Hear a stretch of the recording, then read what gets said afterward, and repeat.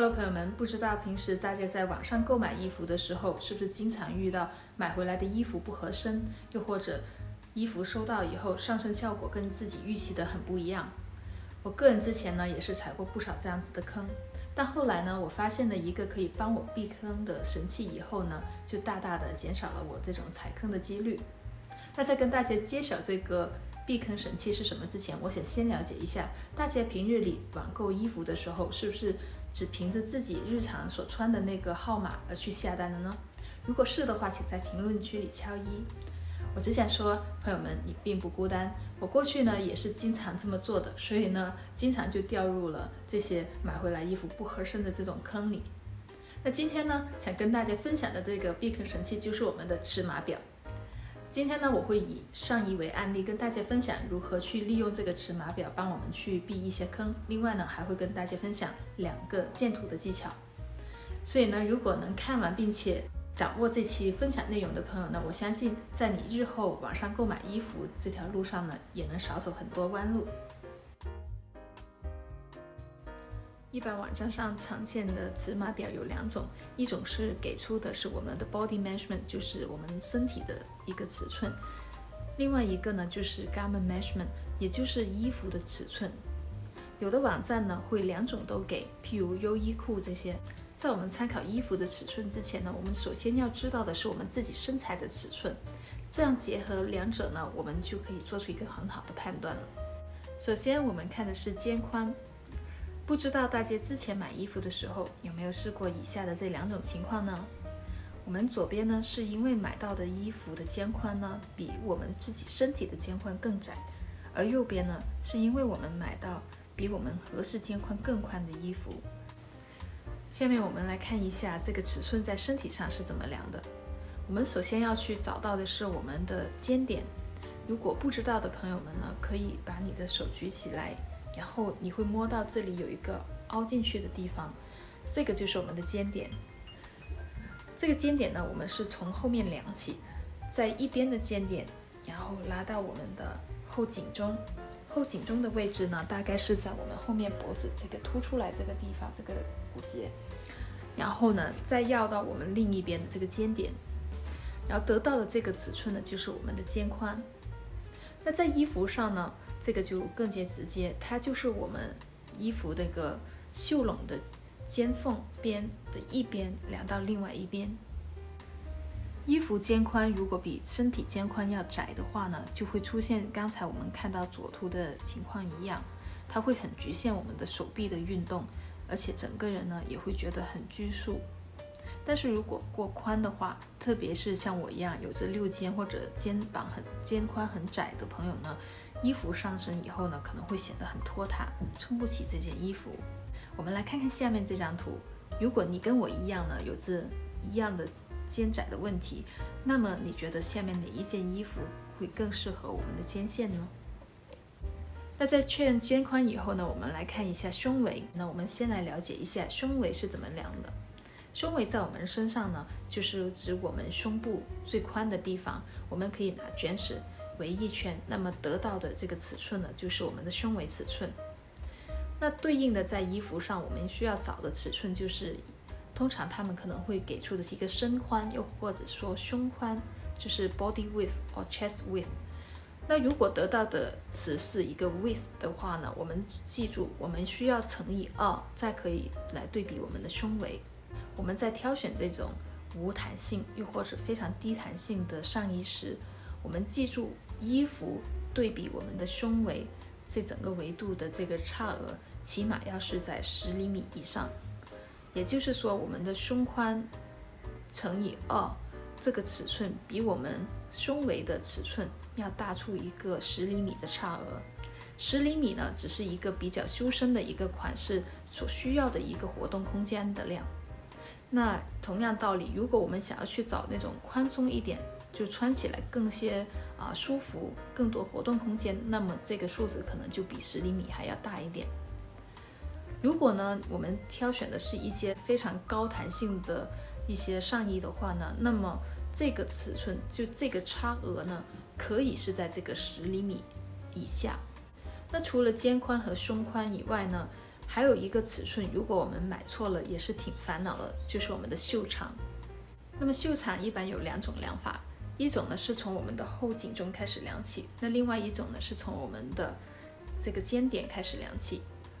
从后颈中量起的话呢，就是从我们的后颈中用卷尺一直拉到我们的肩点，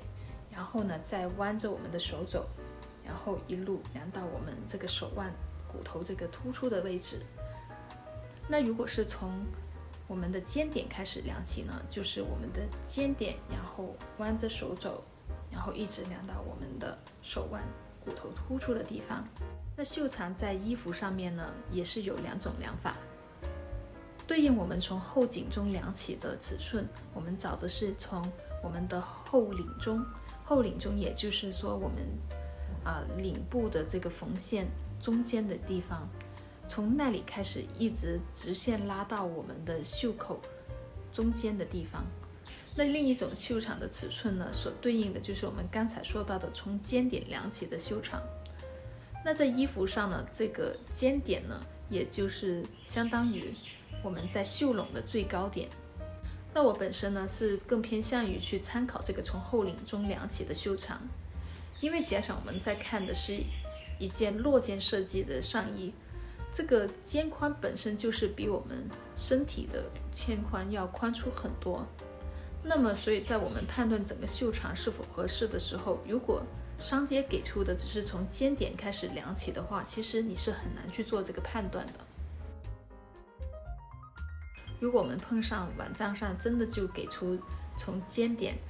到袖口的这个长度的话，我们也不要慌，我们可以去结合它这个衣服上的这个肩宽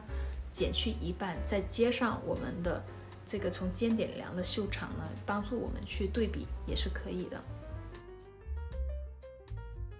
那最后呢，还有一个我们在买上衣时需要去参考的一个尺寸，就是我们的后中长。后中长呢，就是从我们的后领缝边中间一直量到后身的下摆边上。这个尺寸呢，对于相对腰长或者腰短的朋友或许会更需要参考。假想我们在买这种 crop top 的时候，也就是我们的短上衣，同样的后中长尺寸在腰长或者腰短的朋友身上所呈现的效果都会很不一样。以上便是几个在挑选上衣时候需要注意的尺寸，了解它们之后呢，大家在以后购买上衣的时候应该会更有把握了吧？什么？光知道尺寸还不够，还想要知道如何从图片上去辨别衣服的材质上身后的效果？好的，没问题，马上来。最直接的，我们可以看一下模特上身的效果图，以及一些衣服的细节图。那么我们先来看看如何去辨别一些衣服的材质的质感。很多朋友呢可能会先去看的是它的面料的成分，那如果我们单凭面料成分来去判断其实是不够的，因为呢同样的成分呢会因为它不同的编织手法、结构以及后期处理的工艺呢也会呈现出不同的质感。真丝的这个欧根纱对比一个真丝的这种雪纺的话，这两者这个质感差的真的是太远了。下面这张图呢是面料从垂坠到硬挺的一个呈现效果。我们会发现柔软的面料呢，它的垂坠感越高，几乎撑不起形，软塌塌的搭在身上，褶皱也会相对更多。而手感比较硬挺的面料，像我们经常说的质感 paper touch， 其实这个词已经形容的够形象了，就是指那些几乎不会垂坠的面料，像欧根纱或者这种纸质的 poplin 衬衫的面料等等。那从图片上除了可以看到质感以外，我们还能看的是一个厚薄。那下面这张图呢是面料从薄到厚的一个排列。在挑选浅色的上衣，譬如白衬衫或者 T 恤的时候，面料的厚薄度其实很重要的，它决定着这件衣服是否会透。一般的商家不会特意去挑选这种颜色对比很明显的内衣来搭配这种浅色的上衣拍照，所以呢，我们最好是练好我们的金睛火眼。我们可以去看它的缝边来对比贴着身体的位置，它是否很明显。如果从图上能清晰的看出这个缝边的话呢，那么这件衣服的面料就是比较薄，穿上身以后很容易透。如果像右图一样几乎看不出来的话，证明这件衣服的厚度更为适中，不会显透。好了，最后我们来做一个小测试。假想呢，我们想要去买一件衣服，达到下图这个效果的话，那么下面这 A、B、C 3件衣服里面，哪一件会更加贴近这个效果呢？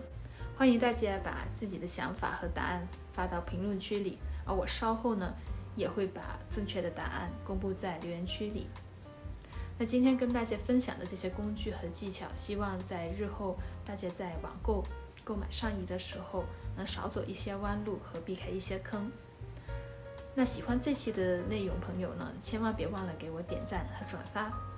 下一期呢，我打算跟大家分享一下如何去挑选裤子的一些尺寸，还有一些建图的技巧。所以呢，如果你还没订阅我的频道的话，记得点一下小铃铛，那么下次你就不会错过我的分享了。好了，今天我们就先聊到这，感谢你的收看，祝大家有个愉快的一天，我们下次再见，拜拜。